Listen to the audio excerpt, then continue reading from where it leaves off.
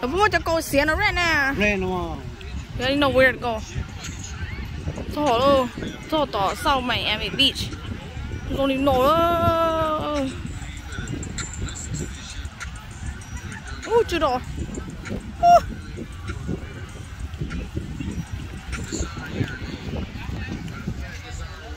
Trời, câu xì tao này sâu. Thằng tôi chỉ cô.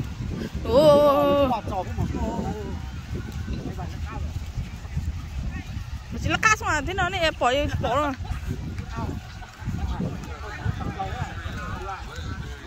Khi đu. Cho nó chơi khi đu thôi, cho nó như nó họ khi đu.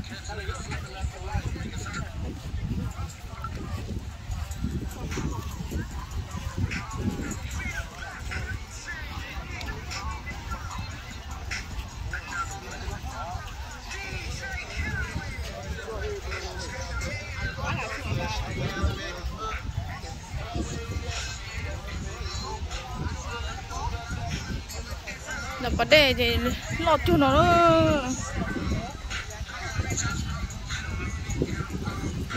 là vấn đề thì bỏ nó có mình cả bằng cái đu gì nhét cá lên nó mà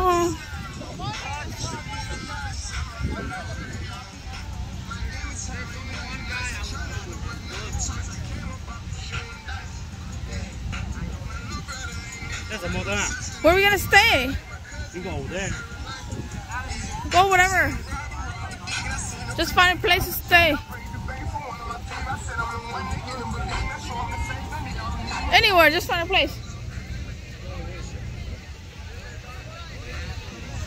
Follow.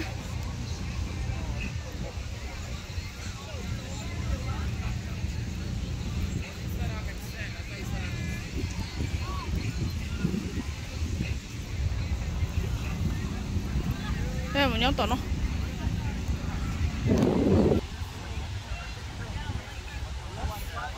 Cái một số thì xé nó nhót nữa hả? Cái này đi plau luôn.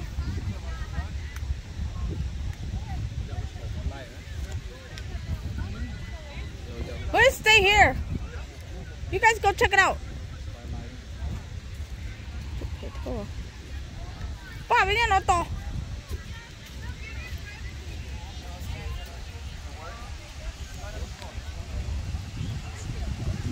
Here we are, we got Miami, South Miami Beach.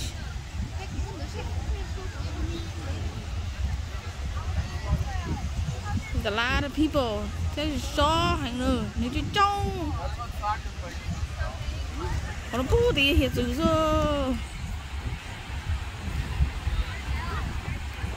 Đây sẽ lù sổ.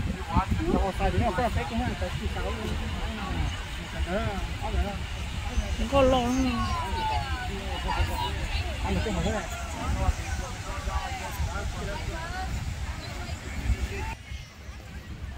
Ok.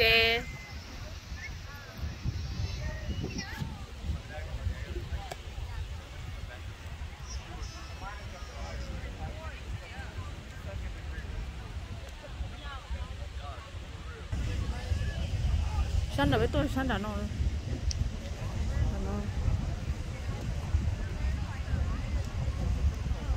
Okay, we're gonna go have fun. Bây mình giết chán tù đã đây. Đã sẽ đây là cắt chữ.